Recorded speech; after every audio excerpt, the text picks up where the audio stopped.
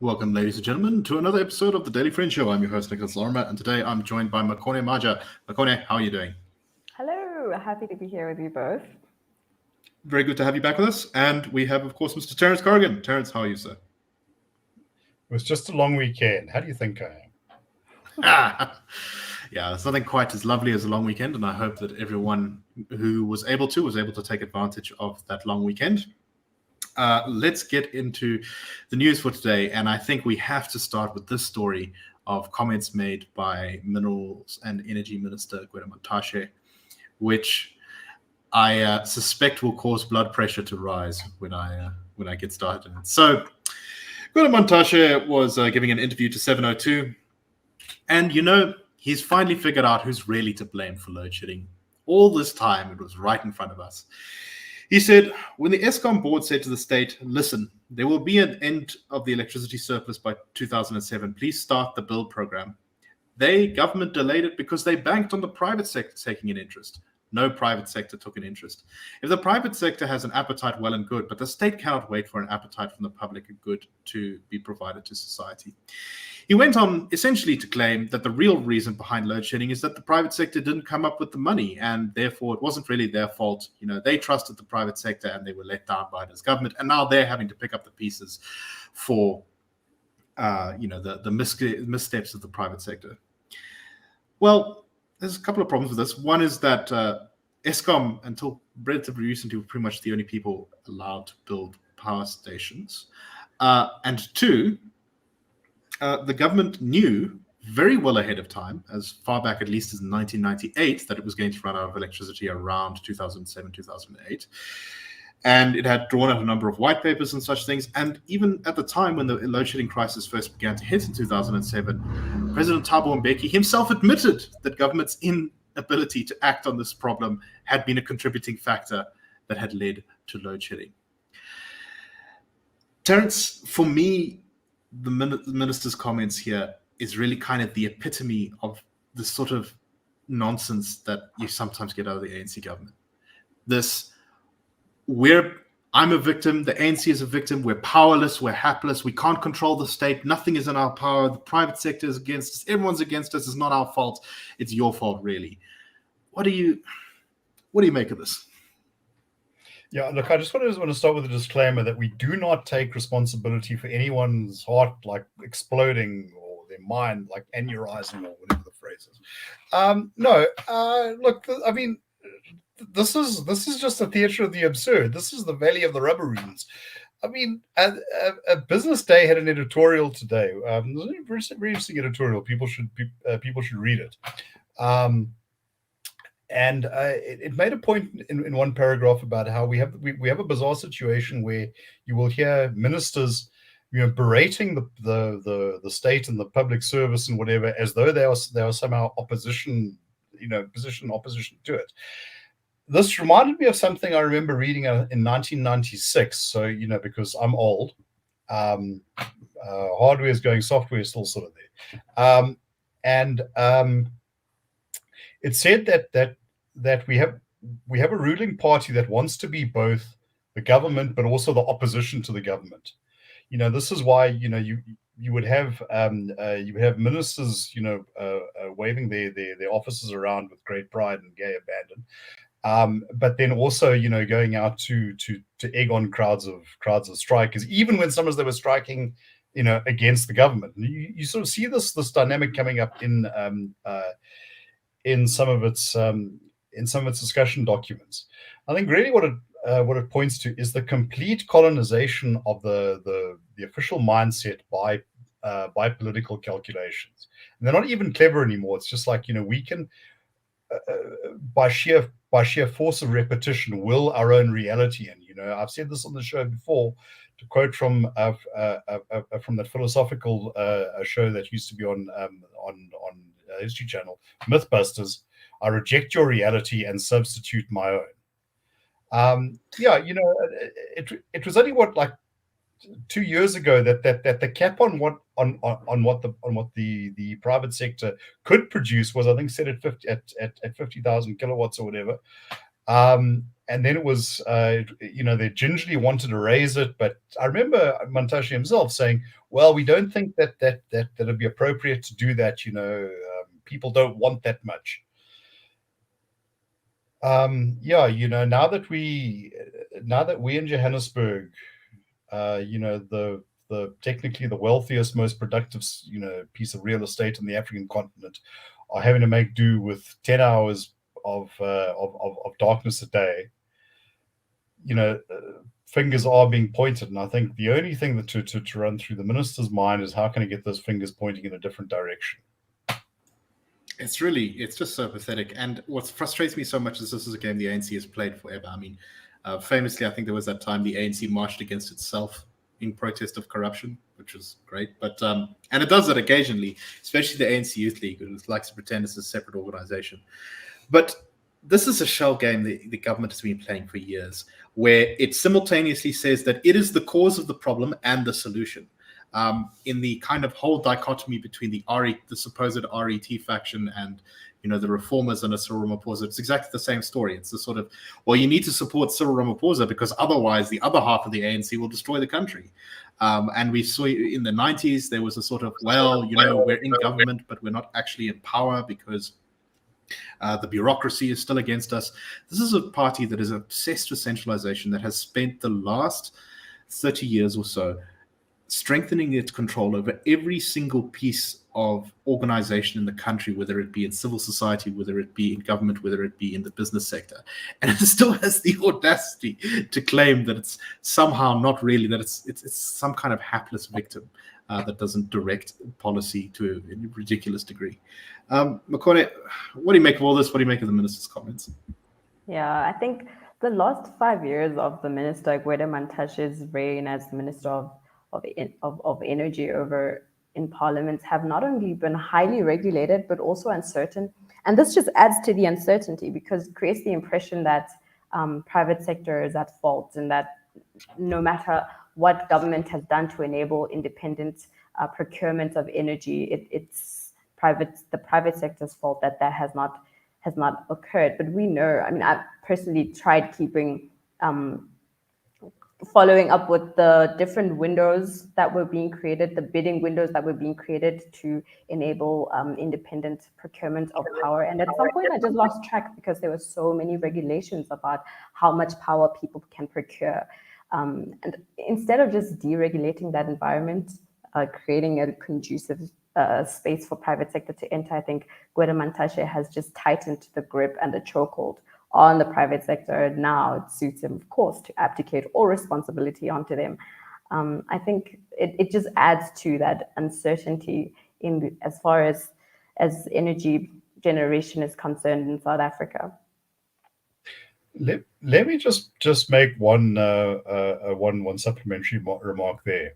It's the question of uncertainty. It's one thing that the government does concede from time to time, that policy uncertainty is a problem. Now it's a nice sort of weasel say, well, it's not that we do anything wrong. It's just that we haven't really, and it also absolves you from having to explain, what is wrong with anything. If only people could just understand it, they'd be okay with it.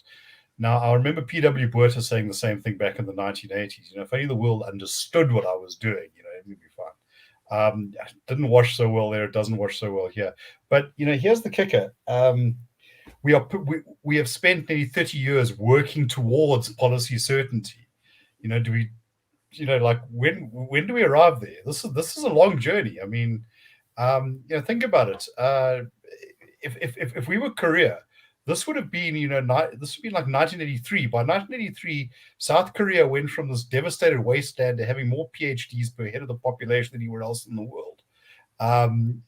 Singapore in that period went from a backwater to being sort of ultra modern. I think they throw you in prison if you call them don't call them a first world country. Botswana went from one of the poorest pieces of real estate on earth to a very nice place if you can discount the horrendous hot weather. we have spent 30 years working towards policy certainty. In the meantime, the lights go off. Vietnam is another good example, Terence, and they especially, where energy is concerned, had similar issues. And I think they ended up procuring thousands of kilowatts, feeding that into their energy grid. What ended up happening there, though, is that they had to end up closing some of the taps because there was too much energy being generated that couldn't necessarily feed into the transmission lines. But they were still able to kick that off in a fairly reasonable amount of time, and also create incentives that would allow a lot of companies to generate energy. Yeah, well, you're quite correct. I think, in fact, Vietnam did that in 20 years. Right. In other words, we could have everything sorted out by the time Zuma was looting the country and still, had some time to relax. But they also have a model that works, right? It's that it takes, I think, 3 years to build transmission lines and then a year to construct these huge solar farms. So South Africa doesn't even have to be that inventive. We can just go with. And that's a country that's explicitly communist, right? At least on paper. Well, we don't even have to be creative. We can look to what other countries have done and modulate here and there, and then adapt it to South Africa. But not here. So I just want to say on Mantashe, I have time to time sort of been almost tempted to defend him a little bit because, he's got this idea that South Africa needs to stay on coal energy and not be really too quick to rush to renewables. And I think that there's a reasonable argument for some of that stuff, especially in the shorter term. But when he says things like this sort of same old kind of statist, playing the victim nonsense that is so kind of typical of the ANC's deficient ideology. And I just am regretful that I've ever spent a single breath defending him for even but a second. But anyway, well, let's move on to our next topic for today, and this is the case of de Ruyter. So let me start off first by talking about the piece going after him and his tenure at Eskom. This was published in News 24, and it kind of follows a series of events that started back in February, where the Daily Maverick posted online that they had viewed what they called intelligence reports that laid out a massive web of corruption in Eskom that connected especially two senior members of government to this wave of corruption and a number of coal mafias and various other criminal organizations within Eskom. This was heralded as part one of the Eskom files, how Eskom was run by these criminal cartels, and it caused a big uproar. I think it was around that time that de Ruyter kind of fell out with the Eskom board and got kicked out of the company and was accused by the government of not really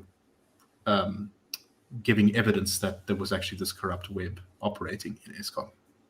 Well, News 24 last week came out just as he was about to talk before Scopa with this report that essentially de Ruyter had been hoodwinked by some sort of shady old guys who had previously worked for the apartheid security services, who had convinced him that they had this great network of intelligence that was going to bring down everything inside Eskom, but in reality there was no real evidence here, and that he put far too much stock in these investigations, and he was essentially taken for a ride. The News 24 reporters did stress that they believed that there was a huge network of corruption within Eskom, but that this particular report, I think it was referred to as Operation Ostrich, was all essentially misleading, and that there wasn't clear evidence that Mabuza and Mantashe, who were the two senior government people fingered here, were behind this web of corruption. Now, I am a little bit skeptical of some of this. Firstly, because when you see this very strong link, and that was kind of how the headlines painted it, former apartheid spy or something like that is responsible. This is a claim that has been used to discredit all sorts of things in South African politics, all the way going back to Makone, and who accused, who was a head of head of the NPA, dealing with corruption against Zuma, and he was called, an apartheid plant, basically a spy. That was used to damage his credibility. So it always makes me a little bit suspicious when I see that. It did feel like a political hit to me. That being said, it can be a political hit and also be true. So I don't know. It really feels like either the Daily Maverick was silly to publish these things in the first place, or News 24 has perhaps gotten over their skis here. What do you make of all this, Makone? It's a bit of a mess. I found that News 24 article to be participating in a little bit of confession through projection, right? So they claim that this investigator obtained the contract by using apartheid fear-mongering tactics. But I find that they're doing the same, rubbishing these articles rather than on its merits, the investigation, rubbishing the dossier rather than on its merits, but on the basis that the investigator was a racist apartheid spy. And though that be true, I think if it be true, I think News 24 should have spent half the time they did in that article testing the allegations themselves rather than constantly highlighting to us how this guy not only killed 2 deaf children, but also worked with the worst of the high rankings officials during apartheid. So I found that in and of itself to be frustrating and annoying by News 24. I'm not sure, is this the same investigation that de Ruyter says yielded 43 arrests and the deployment of the SANDF in December? I tried doing a timeline of events to see when exactly did he file the police report, when did he have this investigation conducted, when he solicited the help of Business Leadership South Africa. I didn't get very far, but I think it would help just sort of map out the events of what exactly happened and what came out of what. But I think News 24 is guilty. It's shady as well of using some of those tactics.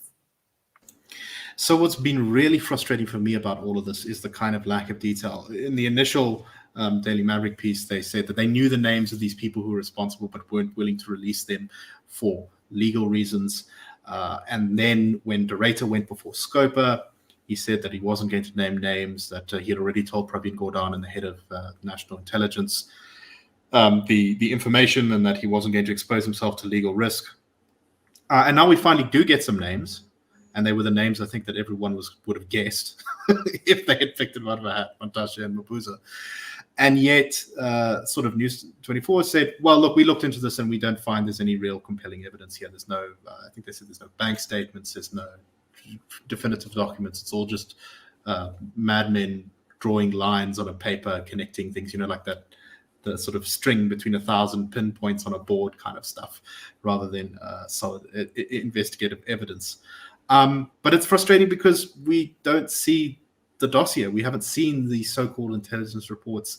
They haven't leaked somewhere. They're not on the public space. So we're kind of just having to watch a whole bunch of people who have seen them argue about them, while the public, I think, is at large kind of a bit ignorant of exactly who's got the right judgment call on this one. Terence, what do you make of this?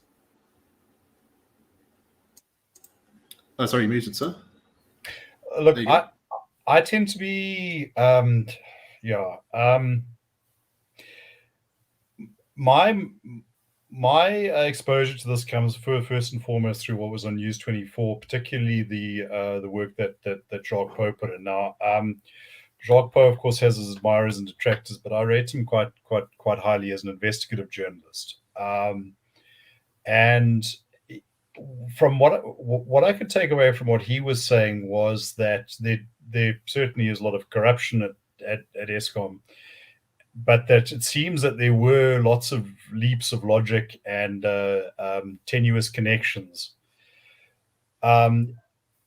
He also claimed in an interview with Arjan Basson, which I think is on a sound file on the site, that he had spoken to or communicated with George Fivers, under whose company this had taken place, and he said something to the effect of, this was information that hadn't been properly vetted or verified. My sense of it is that somebody working in that in that kind of milieu, your freelance intelligence operative, you know, you probably take what you can get, and I think you're in a particular type of headspace where you maybe are used to drawing connections which don't make a huge amount of sense to everyone else, and also maybe that gives you a certain leeway to propose these things, which may not stand up to scrutiny. But I do share your frustration that we haven't seen the evidence, and therefore it's impossible to make a judgment. What I do think, it's most unfortunate that Mr. de Ruyter didn't go any further in naming the names. You know, he's kind of hinted that he knows, or stated that he knows something, but you know, he won't reveal it any further. I think that possibly just makes it rather too easy for his detractors to say, well, you know, there's nothing there.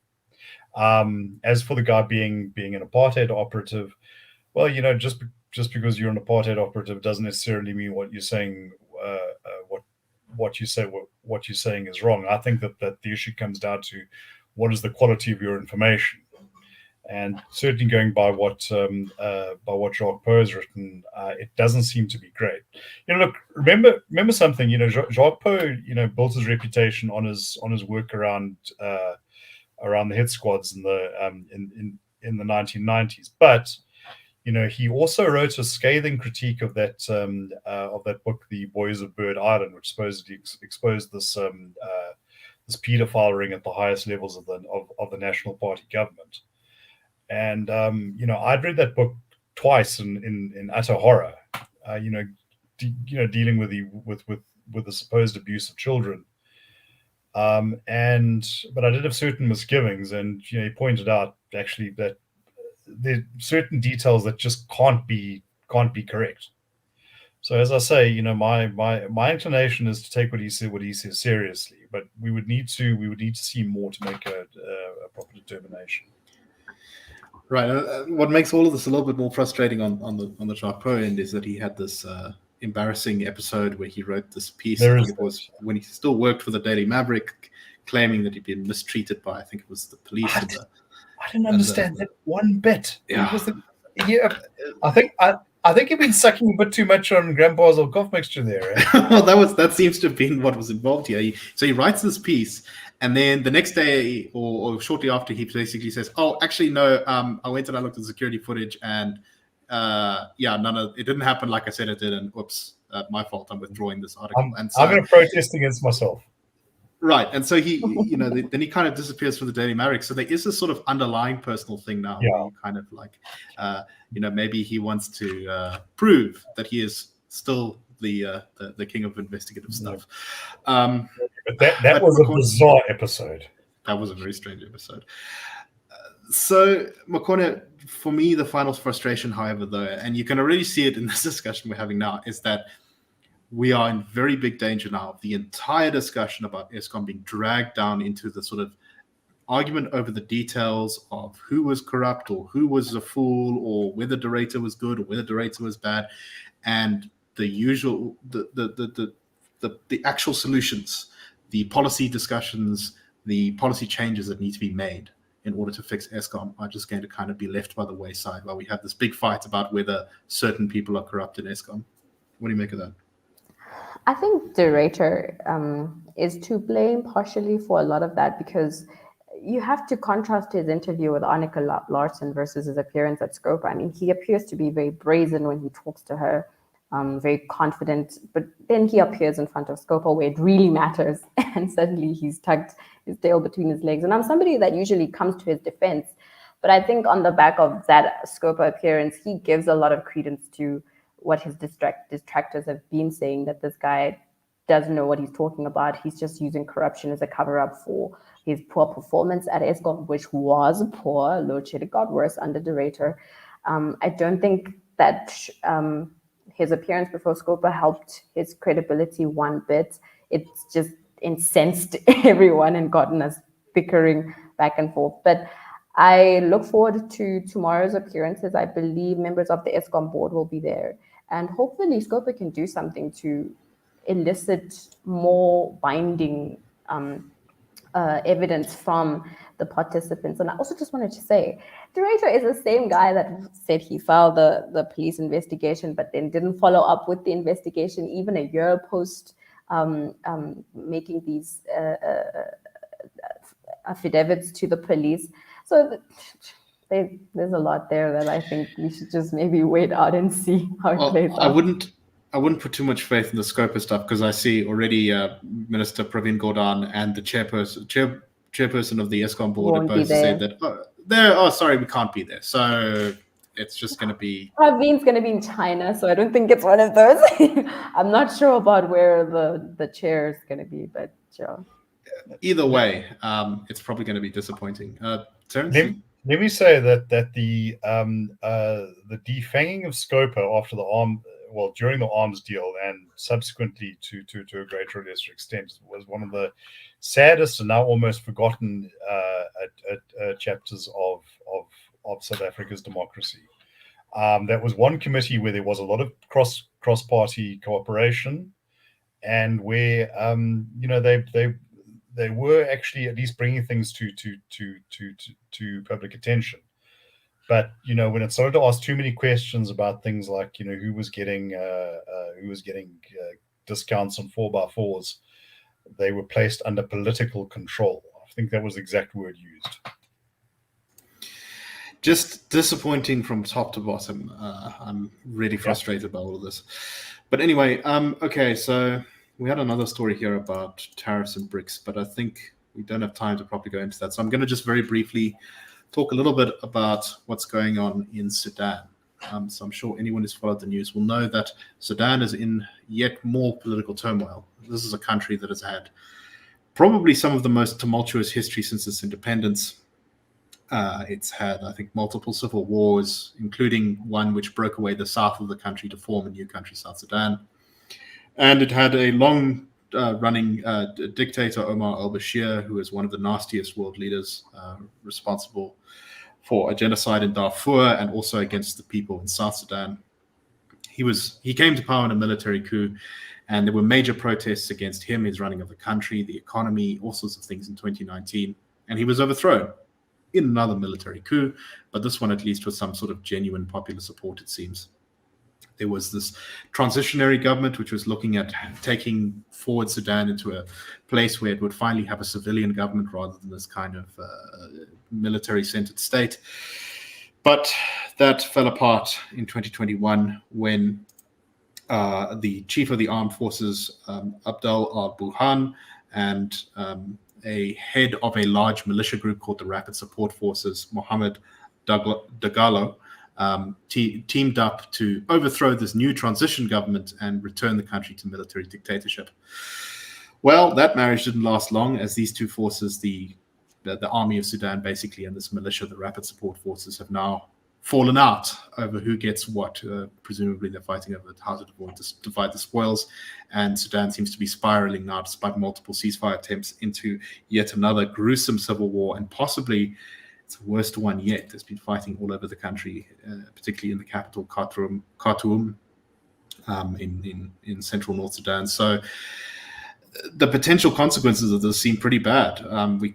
The UN estimates see another 800,000 people fleeing the country, so that's a massive refugee crisis, and presumably this is going to have knock-on effects all over the region and possibly even as far as Europe. We've seen the Syrian civil war caused enormous issues for the entire Middle East and for Europe, helping to spark a large refugee crisis there. Terence, what do you take on this very shortly? It's Sudan is a tortured country. You can go back to the ancient period when the Egyptians sometimes used to descend down for some recreational pillage and slave taking. I think that what Sudan illustrates is what happens to a country without institutions, with a political culture that is not geared towards democratic politics, and where your clan and ethnic rivalries start to become polarized and politicized. I understand that there's still 22 South Africans there. I actually have an acquaintance who was flown out by. She's a Czech citizen. She was flown up by the German military. You've got to know that things are bad when third countries armies are like landing to evacuate their citizens. Just as a small point of interest, back in the 1980s, there were concerns about South Africa going belly up, and the British government had a particular headache because there was something like 600,000 British citizens, passport holders, dependents, whatever, that they were kind of going to be responsible for.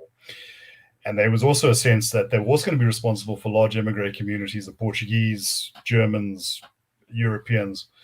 So the plan, which I don't think was ever formally made public, but there were lots of whisperings about it, was for them to set up a base in Botswana, seize what was then Jan Smuts Airport, and somehow get all these guys from all over the country to get to Joburg and then try and fly them out.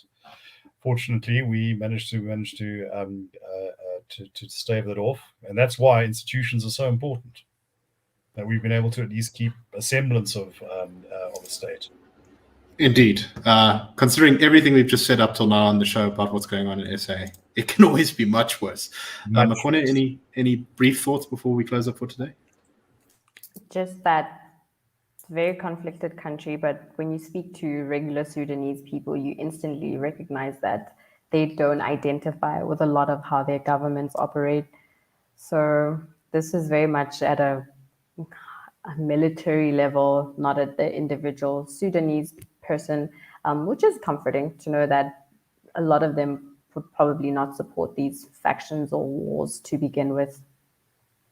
Right. That seems to be the tragedy of this, is that the brief hope for a more democratic Sudan seems to have been snuffed out by these warlords, essentially, which is very sad indeed. But anyway, that's all the time we have for today. We hope that you found the show interesting, and we will be back tomorrow with the Daily Friend Show. Cheers, everyone.